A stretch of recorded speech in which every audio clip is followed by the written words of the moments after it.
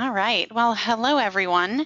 Thank you for joining us today for our webinar on selling private label, where we will share some best practices specific to Amazon sellers. My name is Colleen Quattlebaum, and I'm the Customer Success Manager for eComEngine, and I'll be presenting in collaboration with Rachel Greer, an e-commerce compliance expert and the owner of Cascadia Product Testing Solutions. If you're selling private label already, or maybe you're considering expanding your business to private label, then this is definitely the right place to learn some helpful tips from an Amazon insider.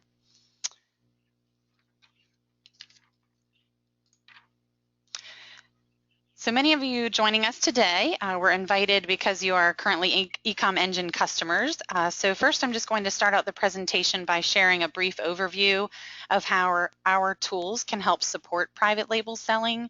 Then I'll turn it over to Rachel, where she will share with you the nuts and bolts of selling private label. But some of the items that she will touch on are legal considerations and risks for selling private label on Amazon, how to get the best prices for testing and certification for your private label product, how to use product testing and inspections to ensure that you have the right quality and that regulatory requirements are met. She will also discuss the costs associated with product testing and inspections, as well as some tips on how to reduce those costs. And then she'll also share the risk for non-compliance and the worst case scenarios with Amazon and how to avoid those risks. At the end of the presentation, we will definitely open it up for questions from you, so feel free to enter questions in the control panel over on the right-hand side of your screen. So as you think of them, again, just write in those questions, and then Rachel or myself will answer those and address them at the end. We will be recording this webinar, and I'll be sure to send out a follow-up email with a link to the webinar so you can watch it again or feel free to share it with anyone else. But this webinar is scheduled for about 45 minutes, and we are including a few special offers at the end of the presentation, so please stick around. So again, I'd like to just give a brief overview of who eComEngine is for anyone who is not aware. We are a software engineering firm headquartered in Richmond, Virginia, and we've been providing innovative tools to Amazon sellers for almost 10 years now. And our mission is to help merchants grow revenue, increase profitability, and become more efficient. Our main specialty is cloud-based, easy-to-use, Amazon-centric tools that we deliver for small, medium, and large internet retailers worldwide. So we're constantly researching market trends, reviewing customer requests so that we can enhance our offerings and really meet your needs. But most specifically, our tools help Amazon sellers to manage their feedback with Feedback 5, restock their stores with Restock Pro, and decide what products to sell with our tool called eComSpy. So since you're either selling private label already or you're considering selling private label, I'll just highlight a few features related to our tools that are related to private label before I turn it over to Rachel. So in Feedback 5, this is the leading feedback management tool for Amazon merchants, including thousands of merchants out there. Many of you on this call are currently using Feedback 5, but it does provide personalized, automatic feedback requests with many different options for targeting and excluding orders from email solicitations. It really simplifies the process to remove negative feedback. And you can create SKU tags. So if you have private label items, then you can create tags specifically in those emails. And then you can also include links to product-specific documents. So if you want to include some specific information or instructions about your private labeled product, you can certainly do that by linking to a document specifically in those email solicitations. You can also solicit for product reviews, which is certainly helpful when you have private labeled items. And we do have an email campaigns feature that's coming soon, so please stay tuned for that. We're hoping to roll that out here fairly soon, but it will create a lot of flexibility and customization options for your emails, so you can create product-specific email campaigns. So for private label, I think that that's going to be a lot of value with the email campaigns feature. But Feedback 5 does support many different international marketplaces, which are listed right there. And we have professional email templates in each language, so you don't need to be fluent in other languages. We do have those templates prepared for you. And Feedback 5, for all of the marketplaces, you can link with one login, so that also makes it very easy to manage feedback across multiple marketplaces. And then our other two tools, as I mentioned, are Restock Pro and eCom Spy. Restock Pro is an inventory management system which provides suggestions for what to restock and when based on your sales velocity. And you can create purchase orders for offshore suppliers in Restock Pro. You can also manage supplier lead time. So if you have maybe a China supplier that's going to take longer, then you can certainly factor in that additional lead time in your Restock Pro settings for that supplier. So that may be of value to you as well. You can also calculate expected profits and conduct an offshore supplier versus domestic supplier analysis through our supplier performance report. And then the last tool that I'll touch on is eCom Spy, which provides some inside intelligence on the FBA market. So if you're considering adding more items to your inventory, especially with the holiday season coming up, or maybe you're looking to make a purchase from an offshore supplier and you want to do some research before you buy, then this is a good tool to evaluate those items before you make that decision. So now to get into the heart of the webinar on selling private label, I will turn it over to Rachel Greer. Again, she is the owner of Cascadia Product Testing Solutions, and she truly is an Amazon compliance expert.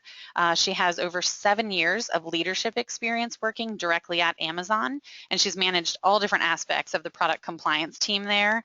But again, I'll turn it over to Rachel so she can share her expertise and dive into the ins and outs of private label. Great, thank you, Colleen. So what is the reason why a company such as yourself might choose to work with my company, Cascadia Product Testing Solutions?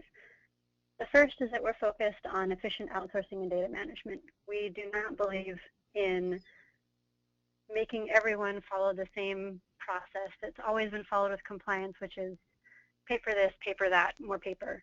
We're focused on doing things in as automated and as 2015 a way as possible, not 1995. We support all Amazon marketplaces globally. So if you have a private label product that's been doing well in the US and you want to take it to Europe, that's something that we can support with. Same thing with going to China or Japan or India.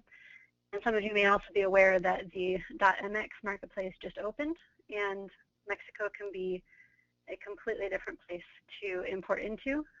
They have a very different compliance regime than the US and Canada. So just being successful in the US and Canada does not in any way guarantee success in Mexico. So as Colleen mentioned, I was at Amazon for 7.5 years. The first department I was in the fraud and seller performance team. So I'm pretty familiar with the kind of issues that sellers face. We have a lot of folks who come to us for issues around suspensions or warnings, or just overall sketchy practices from suppliers that they're working with, or potentially other competitor sellers. And then the last 5.5 years that I was at Amazon, I was in the product compliance team and launched the restricted products group. So some of you may have seen those notices going out on a regular or semi-regular basis, depending on which categories you're in. And in the last couple years in compliance, I managed the private label program for Amazon, for the compliance part of the private label program, and then the global imports program. So working with CPTS gives you access to experienced consultants who have a background with Amazon. So total, we have about 20 years of experience with Amazon, which is, as they say, working at Amazon can be rather stressful. So if it's like in dog years, then it's like 7 times 20 or something like that. And based on our location in Seattle, we have a lot of access to folks who are local, who may be able to help with more information if something happens to your account, or if you have questions about the best way to sell on Amazon. And then, of course, the last thing that is a benefit for working with CPTS is getting direct access to account managers at labs. A lot of times, if you only have a couple of items to test, you may not be seen as being worth the account manager's time, and it can be hard to get any sort of pricing or information from the labs without having that access to an account manager. Okay, so some more information as to my personal background and what brought me into this business as a consultant. I managed the Amazon Basics program for quite some time. And as you can see, if you've ever looked on Amazon Basics on the Amazon.com website, it's primarily home office type accessories, but there's a bunch of other things that it covers now as well. So furniture items, a lot of pet products now. There's a large variety of products that we worked on. So as an example, the team that would work on this would just find something that would be a potentially successful product, and they would send it to us and say, hey, we want to make this thing. And it's not so much about knowing the ins and outs as an engineer of the product. It's really about knowing how to do the research, how to evaluate the risk of any given product, and then how to work with the suppliers who do know the details of engineering, who do know the details of how those laws are applied in each location. Some of you may also be familiar with the Amazon Services approach to selling in other marketplaces. Amazon has made the approach to selling in other marketplaces logistically much easier, and they'll continue to make it much easier. The area that isn't easy is the compliance aspect of this. So it's made very clear in the terms and conditions and the guidance information that you, the seller, are responsible for all liability for the product. So if it gets stuck in customs, even though Amazon will send you a message saying, hey, would you like to sell in Europe? They're not going to help you make that possible from a compliance perspective. And if you are seen to have broken compliance requirements in the UK or in continental Europe, and regulators go to Amazon and complain, even if Amazon invited you to do so, they're not going to be like, oh, well, we're sorry about that. They're just going to shut you down. So making sure that you have met your legal liability if you do choose to use the Amazon Services approach for selling globally is very important. And then even if you're selling in the US, there are a lot of laws in the books. Some of them are enforced, some of them not so much. Overall, the US is a pretty easy location to import into. But even so, regulators will contact Amazon, and while Amazon is extremely picky about who they give out customer information to, in fact, it requires a subpoena from a judge to get customer information typically. With seller information, there is not that protection. If a regulator asks about a seller's name and email address for a particular product they're interested in, Amazon will immediately give it out. So even in the US, if you are private labeling, you are legally liable for your products, and you want to make sure that they meet requirements. Okay, so let's talk about risk. When you are looking at risk, there are a variety of kinds of risks that you may face. The first one is really regulatory and safety. So that's any sort of laws that are in place, any sort of safety violations that can occur. Safety violations could be things like a corded item where the metal that's used, the cord, is too thin and causes a fire. So that may be something that can cause a person to be in an unsafe situation. There's also the question of good quality, so it works a couple times and it breaks. Or if you have a product that you're selling well a couple times and then it starts going down, so then you want to make sure that you have a secure supply chain. And then, of course, any sort of thing to do with Amazon, you want to protect that star rating. You want to get ahead of any kind of Amazon audits that they might run to make sure that your products are safe. So let's start doing a little bit of a deep dive into those risks. The first one that I'm going to talk about are the various legal risks that you might face. So from a regulatory perspective, just as a couple examples, nearly every product type in the US is regulated in some way. That doesn't mean that all products are risky. It means that you face a different level of risk with different levels of products. The most risky products that you can face in the US right now are dietary supplements and children's products. Those are the top two that are going to be a potential problem. And as far as dietary supplements, the highest risk product that you can possibly sell is something for weight loss or for male enhancement or for sexual wellness, because most of those are adulterated products and highly unsafe as well. Another area that can cause some problems are items that are regulated by the Federal Trade Commission.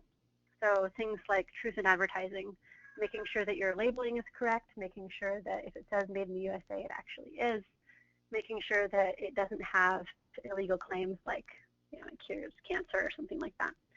There are over 40 different agencies in the U.S. alone, and they all regulate products in the marketplace, say mother of pearl, I mentioned dietary supplements, items that are for sale to be used in a car, items that are for sale to be used in a boat. All of these are regulated by different agencies with different approaches and different ways of enforcing the laws that they're responsible for. So knowing the risk for the product that you're going to sell is the very first step. The second area of legal risks that can be problematic is the issue of patent and trademark law. So even if you're private labeling, you can run afoul of patent and trademark law. A lot of manufacturers overseas, especially in China, are not that concerned with the patent and trademark protections in the U.S., but you need to be because you live here and you're selling here, and Amazon will enforce them. So one example on Alibaba I saw recently was it's like a little handheld pedicure device, but it was the Scholl brand that they were trying to copy, and it was the exact shape of all the Scholl products, the kind of fat handle, it's that aqua-colored blue. That shape and that color is trademarked, and the device itself is likely patented. So even if you changed the color and put a different branding on it, it could still violate a patent, and in that case be subject to patent and trademark infringement, and Amazon can ding you for that and potentially suspend your account. Lastly, safety risk. So one example of a potential safety risk is anything that's electrical. One issue that we knew of was the issue of holiday lights. One example for Christmas lights is if they are done with very thin wires, they can light on fire, and then your tree can burn down. Obviously, then if the tree burns, then the house might burn as well. Safety issues like this may be a result of not meeting an industry voluntary standard, so not regulated, not legally required, but if they aren't followed, then that opens you up to a potential civil liability lawsuit. And in the U.S., these are a very common way of enforcing product safety laws. There's only 500 employees in the CPSC, the Consumer Product Safety Commission, which is responsible for most consumer products in the U.S., and half of those employees are at ports. But the U.S. imports billions of products a year, so there's only these 500 employees to do all that work. So most of the enforcement that's done is actually done through litigation by lawyers.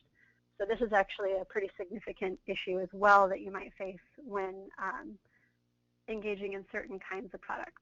If your private label product is something like a plush pet bed, then probably not going to be a significant safety risk. But if it's something that has electrical wiring, then that may be something you want to look deeper into.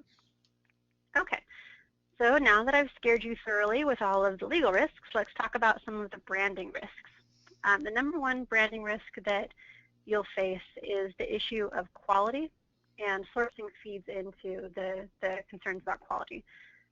Buying sight unseen is very cost effective because you don't have to have it shipped to you in the U.S. You don't have to have it shipped to a warehouse in the U.S. You can have it directly shipped from the manufacturer overseas directly to the Amazon FC. But note that Amazon doesn't look at any of your stuff, so they're not going to evaluate it. Just going through FBA doesn't mean that you're going to have anyone looking at your stuff. They just load it up, and unless it's obviously damaged or busted up, they're not going to do anything about it. You won't find out if there are any problems until the customers start complaining. And as I'm sure many of you know, any sort of customer complaint is taken seriously by Amazon. If you have a consistent spate of customer complaints, that can result in warnings or suspension.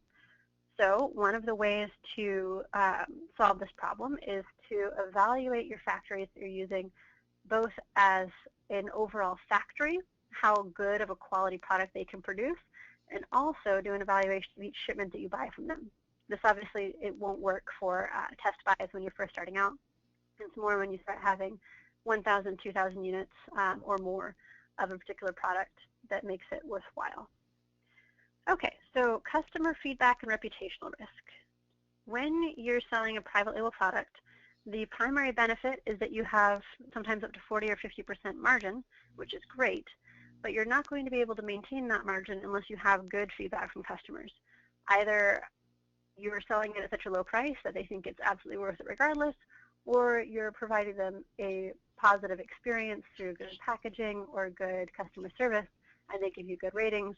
But in any case, the customer feedback reputational risk is a very important one if you're doing private label where your brand is really what's helping you move this inventory.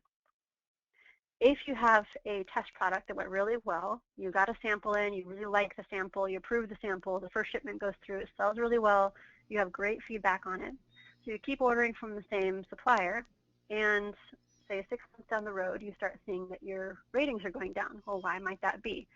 Oftentimes, suppliers will change their suppliers without telling you. So say they can't get the normal plastic material, raw materials that they get, so they go into the marketplace and try to source it from someone else who maybe is using a more inferior type of plastic, or maybe they're mixing their plastic beads with recycled plastic.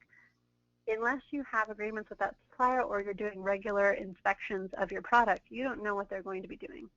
The other thing that is really common, if you're not a supplier, if your supplier is one that has other large vendors they work with, if you're not inspecting or doing any sort of quality control with that supplier, what we've seen is that those suppliers will then take the rejects from inspections from other companies and then dump them into your shipment because you're not checking.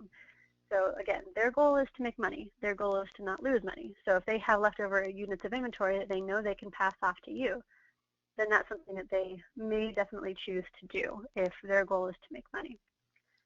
Okay, so what are the kinds of account issues that you might face? One of the things that has happened on a regular basis are evaluations from compliance and from product quality to make sure that the products that are being sold on Amazon are authentic and are compliant. So you may have heard of the audits in the jewelry store. These are the most extensive audits that happen on Amazon, and that's when Amazon will actually buy some items off of the website, ship them to a third-party laboratory, and evaluate the product to make sure that it's exactly as listed. But these audits do happen in other departments as well, usually reacting to a customer complaint. So it can help you to be very on top of customer complaints, reviews on your products, making sure that it's not just the seller reviews that you get, but also the reviews on your products. If someone writes and says this thing is fake, or this thing lit on fire the first time I plugged it in, that may be an indicator that you want to take down the product while you investigate what's going on rather than continue to sell. If you have significant enough account issues with Amazon, as many of you know, that will result in a warning or suspension. And once you get started selling on Amazon and start seeing those lovely, lovely 40% margins coming in, the last thing you want to do is lose your Amazon account. Okay, so those are some of the risks that you face. What are the industry best practices in private label compliance? Well, what Amazon actually does for their own private label compliance is the same thing that nearly every large company does, which is using product testing through third-party laboratories, inspections, quality audits, and social responsibility audits. For product testing, there are some testing requirements that are mandated by law. All children's products must be tested by a third-party accredited laboratory. It is not possible to test those in-house. It is not possible to just accept what someone else says. They must be tested and certified by you, the private labeler. There is no way to get out of that. So if you're selling anything for children, even if it can be marketed to children, like a junior size of a basketball, for example, it must be certified for sale in the U.S. if you are the private labeler. It used to be that if you weren't the manufacturer or the importer that you could get out of this, but the law recently changed only a couple years ago that the private labeler was also responsible for anything that they sold in the U.S. So if you're selling any children's products, this is the #1 area where you can get tripped up is by not having your own product testing. Most children's products, it's pretty simple. It's just lead testing. Costs about 40 bucks, not a problem. Depending on the product, it can cost quite a lot more. As you might imagine, cribs or any sort of sleeping items, any sort of feeding items, those are going to be the ones that are more highly regulated. Inspections, I mentioned those as we were talking in a couple slides ago. That's when you send a third-party inspector directly to the manufacturer. This is when you can't go yourself. So for a lot of you guys, it's probably not worthwhile. It's probably not cost-effective to travel to China every time you want to buy something from a new manufacturer. That doesn't make any sense.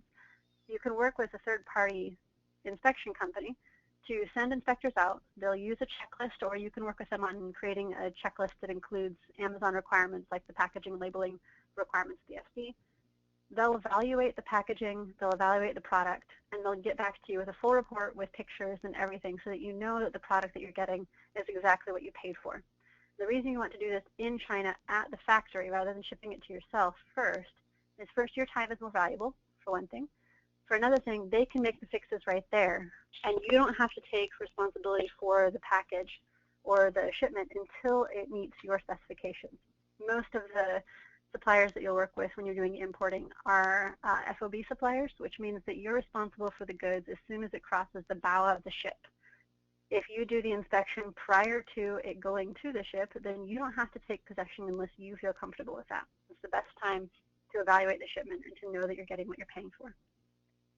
A quality audit is usually done when you're more when you're further along in your process and you're doing much larger orders, where you want to make sure that the 5,000 units you're buying or the 8,000 units you're buying are actually going to all be consistent in quality, to where you don't have a significant slippage rate, potentially problems with defects, returns, lower star ratings. A quality audit will give you the assurance that the supplier can actually provide you with the quality of goods that you expect. So they'll go in, it's based on ISO 9001, they go in and they evaluate the consistency of the production, whether they have checklists, whether they approach things in a consistent manner, how do they train people at the more complicated stations like the welding station. Do they have training for the welders? Do they have a certification program for the welders? In some parts of China, the turnover rate annually is over 40%, because the difference between this factory and that factory is 10 cents an hour, but it may be enough to cause a worker to jump ship from this factory and go over to that factory. If you have a factory with a 40% turnover rate, year over year, you could have a completely different level of quality unless they have a very consistent procedure for training and maintaining the quality of their goods. And that's what a quality audit will get you, is that assurance, or the lack of assurance, that the factory that you're working with can actually produce to spec on a consistent basis. And then the last thing is social responsibility audits. The way I like to define the difference between quality audits and social responsibility audits is that for a quality audit, your goal is to get a really well-made quilt that's consistently made each time, that the customer knows that if they buy a quilt in February, it's the same as if they bought it in September. A social responsibility audit is to check that those quilts aren't being made by children, that if there's a fire, everyone can get out of the building, and that no one's working overtime that they aren't getting appropriately compensated for. You end up seeing these social responsibility audits as people have more visible brands, but also it's becoming more common in the textile industry just because of how much press has been generated with the recent issues in Bangladesh and Pakistan with the collapsing buildings with all of the textile workers in them, and then stories about them not being able to get out because the windows are barred and so on. So that can be problematic if you want to sell goods and have people be like, oh, made in Bangladesh, I don't know about that. And being able to say this is ethically sourced, here's our social responsibility charter, here are the kinds of suppliers we work with. Being able to say that can sometimes help your brand image. But again, that's usually not when you're starting out. That's usually when you have a brand image to protect. Okay. So now what if you're just starting out? These are best practices. This is what companies who have the money and the resources to do the work. What about if you're just starting out and you really don't have those resources? You're just trying to get started on Amazon. You don't know what the requirements are, but you know that you don't have the money to pay for them. Well, what you want to do is you want to source products that have very limited regulatory scrutiny and from suppliers where you can have the goods shipped to you so that you can do that quality inspection and evaluation yourself. So what's an example of this kind of product? Well, pet beds are one of the best ones that I can think of, where it might pain some of you who are pet owners and pet lovers, but there is no U.S. government agency or really any agency in the world that's completely dedicated to protecting the welfare of pets in your home. the FDA in the U.S., the Food and Drug Administration, does evaluate facilities that make pet food and pet pharmaceuticals because people have been known to eat pet food and to use pet pharmaceuticals, and the Food and Drug Administration is responsible for the health and welfare of the American people. But that's the only reason they're looking at it. So if you have something like a pet bed or pet collars or cute little pet Halloween outfits, these are the kind of things that are extremely low risk, no regulatory scrutiny whatsoever. The only issue that you're facing is quality, and if you have it shipped directly to you before you send it to Amazon, then you'll know if it's good quality or not. So this is what I recommend starting out, is working with a provider such as my company or with a testing lab, and deciding which products make the most sense because they are not going to get you into trouble from the very beginning. The last thing you want is to buy your test inventory and that sell well because it's a small shipment got through. Then you set up a big order. You really want to get this stuff moving on Amazon, and it gets stuck in customs. Or Amazon starts asking you for documentation. This is the last thing you want to have happen. Okay. So what might all this cost you? If you do start out on your own, well, then it's costing you your time and your effort. But if you start working on products that require more certification, or where you're doing bigger and bigger runs that you're more concerned about the quality, or you just don't have the time to ship it to yourself anymore, too many products. If you're doing product testing, I mentioned that lead testing can cost only $40, sometimes less. If you have multiple units, you can get a discount. But it can cost up to $5,000 or more, depending on the complexity of the product. If you have an electrical product that you're buying from a supplier and they don't have certification, then don't buy from that supplier. They should be doing it for you. Those are the kind of things that cost around $5,000. You don't want to do electrical certification yourself. You want them to be doing it for you. The same thing with anything that has wireless technology. EMC testing costs anywhere from $5,000 to $10,000, depending on the size of the unit. And this is not something you want to pay for. This is something that the manufacturer should be doing themselves for their customers.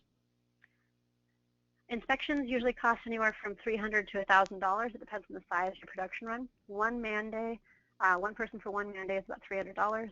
And if you have, say, a shipment of 5,000 or 10,000 units, then it can cost about $1,000 because you have multiple man days to inspect a shipment of that size. Audits cost between $750 and $1,000, and again, this depends on the size of the facility. So we've worked with suppliers before that have 5 or 6 outbuildings where they can produce your products. They can't guarantee that it'll be produced in building A or building B, so the audit needs to cover all of the buildings, and so in that case, it can take a couple days. So this is $750 to $1,000 a day. Then another cost is if you do start growing this program, it could be that you outsource your compliance to a company like ours, or it could be that you hire someone in-house, and obviously those costs will increase your overall overhead in selling private label. Okay, so we've talked about all of the costs that go into private label. What might this do to reduce your overall costs? Now, private label is the most attractive way to sell on Amazon for a very good reason. You can easily achieve 40% margins. For the products that we work on, we routinely see between 30 and 50% margins. If the product doesn't have at least a 30% margin, it's probably not worth working on for you if it's private label because the risk is too high. What you can do to reduce costs is by being compliant. You don't run the risk of having a port seizure. So Customs and Border Patrol have the authority to seize your goods. They have the authority to destroy your goods if they don't meet requirements. If you can't prove they meet requirements, they can destroy them after 30 days. They have to give you a notice and everything, but they can destroy them. There's also the potential for civil liability, as I mentioned before. There's also the potential for prosecution by one of the U.S. government regulatory agencies. So the CPSC has the authority to fine up to $15 million for civil infractions. Those ones I've primarily seen with some of the bigger companies, although the parent company of Black & Decker recently got sued for a few $1 million, and that was one of the smaller, lesser-known companies that I saw being sued. Most of them are like Burlington Coat Factory, Kohl's, Ross stores. The smaller ones, the ones in the hundreds of thousands of dollars, are the ones that are usually getting sent to the smaller companies. But they do have the ability to charge up to $15 million. The other thing they have the ability to do is charge criminally. Probably no more than 4 to 7 people a year get charged criminally in these kind of cases. But obviously, it will reduce your costs in terms of legal bills, in terms of the cost of having to defend yourself against something like this if you are just compliant up front. Another way that it can help you is in just cost effectively managing your supply chain. It can be tempting to go with the cheapest supplier just because their cost per unit is cheapest. But if they're not the best supplier in terms of being able to consistently produce on time, package appropriately, and make sure that you don't incur fees with Amazon or you don't incur poor customer reviews, those are secondary costs. So you have to have a good balance between what your top line profit will be, between the overall revenue that you get and your cost of goods sold, and all the other costs that get built in. What's your defect rate? How many returns are you getting? How many items do you have to mark as unsellable because the factory that you're working with didn't have a consistent level of quality for the product that you're selling? Worst case scenario for any given product is really a recall. Any given day, the CPSC is issuing between 1 and 7 recalls, and the cost of a recall can be significant because you need to not only recall everything that you currently have in stock, but also contact every single customer, offer them refunds, or help them destroy the product. CPSC often wants people to get the product returned. That can be very expensive. Even if you don't have a full recall, CPSC also has the ability, as does the FDA, to issue a stop sale, which means that they may not force you to do a recall, but they can force you to stop selling the item, and then you've wasted all of the investment that you have in that particular product. Okay, so private label can be very risky. You are legally liable for those products. Going global, it can be even more risky because in the US, it's one of the least regulated countries out there in terms of product safety. It can be very easy to get something going and selling well in the US and then realize that you have problems taking it anywhere else. But again, when you're facing 40% margins on a particular product, the risk makes it attractive even so. If you want to reduce your risk and still make those margins, that's the sweet spot. You want to be able to sell without having to worry about having these port seizures each time you have a shipment. Well, what's going to happen? You don't want to have to worry about customer safety. You really, really don't want to have to worry about Amazon shutting down your account. Working with an experienced consultant can help you reduce the potential for these risks. No compliance program is 100% safe because working with a factory is never 100% compliant. There's no way to guarantee compliance. But you can overall reduce your risk to something that you can live with, whether that's just a couple of times a year double checking, or if it's a full evaluation if you're selling something for, say, infants, then you'd want to be doubly careful with what you're doing. When you work with a testing provider, they are the most cautious in their approach. So testing providers are in the business of making money off of their services. They will give you a protocol that lists every potential test that can possibly be required for this particular product. It is not necessary to do all those tests, but they have teams of lawyers. They have an obligation to give you the most accurate information possible. And then your obligation is to figure out what your risk tolerance is. If you have a zero risk tolerance, then of course do the full testing that the lab recommends. For a children's toy, it can cost $3 to $4 grand in the US and in Canada. If you have a greater risk tolerance, say if you're just doing a piece of furniture, for example, the only thing that's really regulatory is making sure that the paint isn't full of lead. You don't actually have to do quality testing on a piece of furniture, although I highly recommend it. If you're selling a piece of furniture, you want to make sure that it can actually hold the people that it should be holding. But that, again, is your risk tolerance.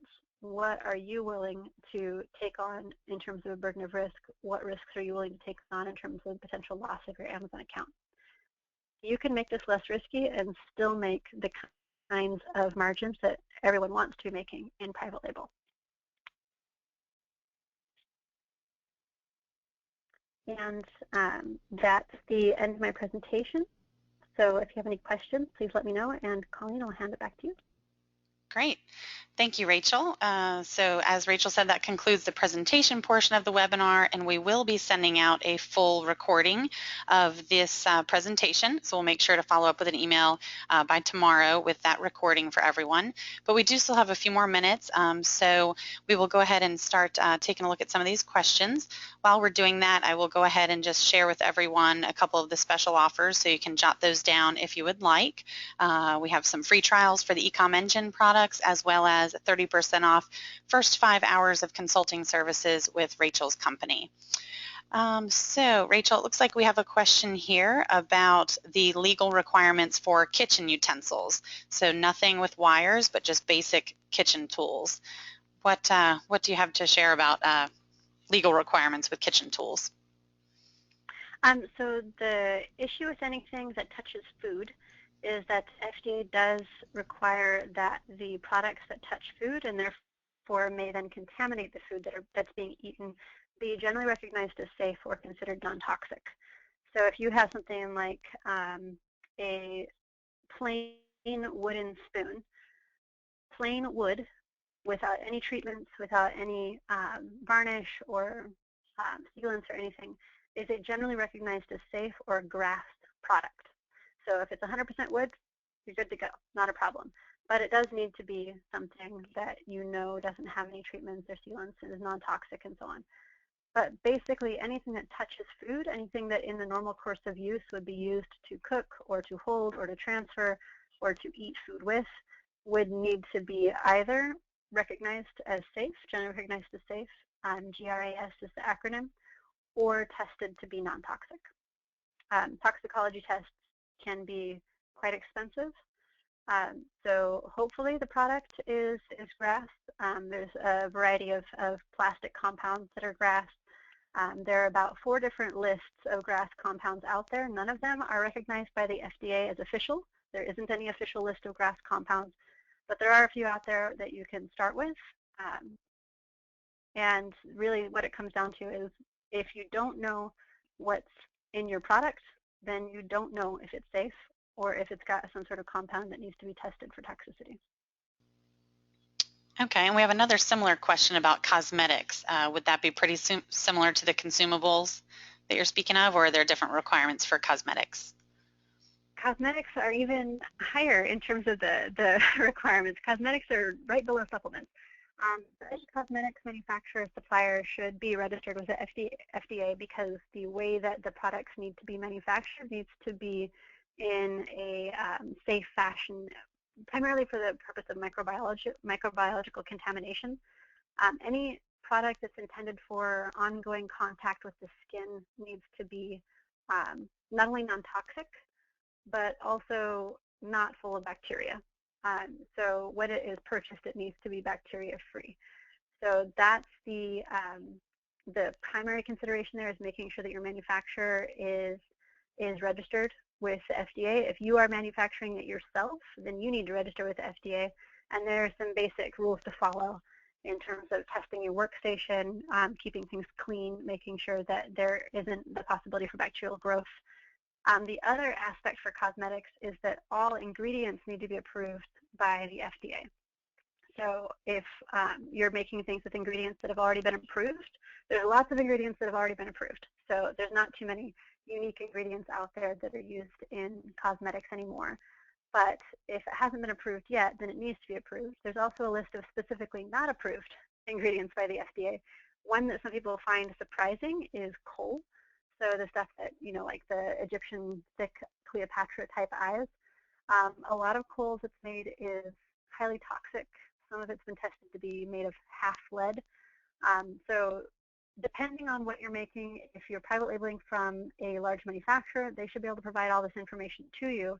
If you're doing it yourself, you definitely need guidance. It can be difficult to navigate the FDA's page. They're one of the least technologically proficient U.S. agencies. It's kind of hard to navigate their website and what their requirements are. And they do have the authority to completely shut you down. So the FDA is one of my less favorite agencies to work with. Okay. And we have two questions that came in about insurance coverage for private label products. Do you have any recommendations for insurance coverage for different categories or any insight there? So I'm obviously not an expert in insurance and I'm not a lawyer, but what I recommend is doing more than the usual, it's like a typical business insurance, which is, like you have an LLC and you're just selling stuff. If you're a private labeler, because you can be sued for the safety of your product, that's the point at which I would work with a qualified insurance agent, explain the potential risk to them so that you can have that insurance coverage as well. It does increase your premiums, but it's definitely worth it depending on the kind of products that you have. Again, if you're selling pet beds, there's only one time I can think of that a pet bed was recalled, and it's because it was an electrical pet bed. So any electrical product for pets, that still counts as high risk. But if it's just a stuffing inside of cloth, you're probably fine. There's not likely going to be anything like no one choked to death on a pet bed. So really think about the kinds of products that you're selling. Bring that to your insurance agent's attention. Say, here's the situation. Here's the kinds of issues that I might face. I am a private labeler. What is the recommendation that you have for insurance in case of liability lawsuits? Okay. And is it safe to assume that if you're using a supplier or a factory in the U.S., is it safe to assume that they are compliant with U.S. laws, FDA, OSHA, et cetera? No, it is absolutely not safe to assume that. In the U.S., you have a couple of problems in the U.S. which are pretty common. Are first, not being HACCP compliant. That's HACCP for anything that's FDA regulated. So your factory has to do the same thing as I just described, making sure there's no bacterial contamination and so on.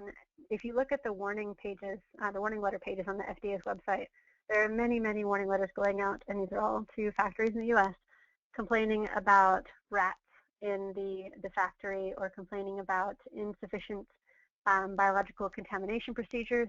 You should be swabbing, testing on a regular basis. If it's food product, it needs to be swabbed after every single run, sometimes multiple times during the run, depending on the size of the run. So it's not safe to just assume that. As far as OSHA and other occupational safety issues, the most common thing that you'd face in the U.S. That could get your supplier shut down is a potential financial risk, is undocumented labor. That's a pretty common problem in the U.S.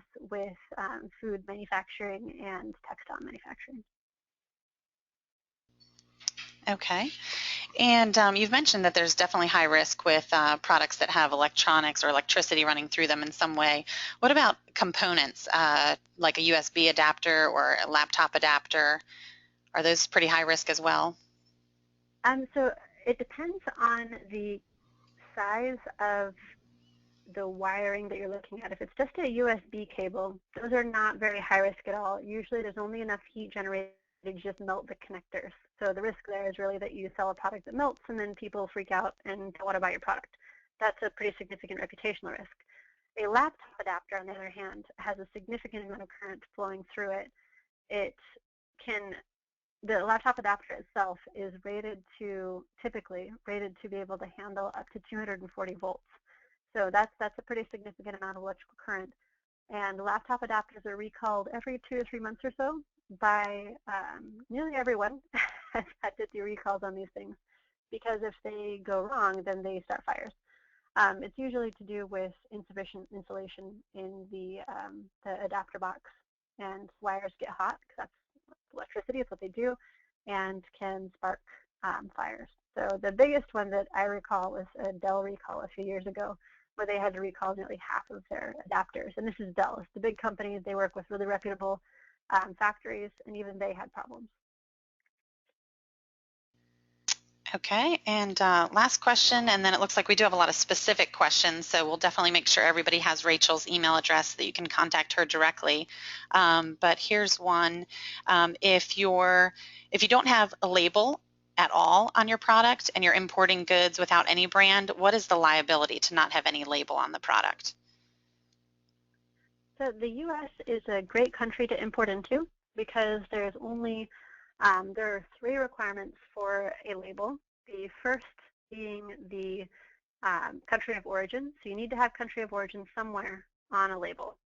whether it's a sticker or whether it's on the box, it doesn't really matter, but there needs to be country of origin, there needs to be the manufacturer or brand name, and with sewn-in labels, you can do that using an RN number, which can be gotten from the Federal Trade Commission. For other products, it's fine to just use a sticker. So like if you have a particular brand name that someone can look up, and then the product name and quantity, that's it. That's all that's required for products in the US. So a sticker like that is pretty cheap to get from your supplier. They're used to being requested for this. Don't be shy about asking for something like this. If they don't know that it's required, then that's not a supplier you want to work with. But again, it's very simple to import into the US. You just have to have some sort of brand information, either your brand name or logo or manufacturer name, the product name and quantity, unless it's quite obvious. For example, if you're selling something that's supposed to have 30 items in it, and the quantity should be 30 items, or if the product weight is relevant. So if you're selling like cereal boxes, you always know this. It's got like the ounces of the actual cereal in the box. That's required. And then the country of origin. And those are all required by Federal Trade Commission labeling guidelines. To give you an idea, if you're going to Mexico, there are 13 different labeling requirements going into Mexico. So the US is nice and easy. Okay, great. Well, thank you, Rachel. And on behalf of eComEngine and Rachel at Cascadia Product Testing Solutions, we do thank you all for joining us today, and we wish you success with your business. We will make sure to send out a follow-up email again with the complete recording of the entire webinar, as well as Rachel's contact information, so you can certainly direct any more specific questions to her. And again, thank you very much.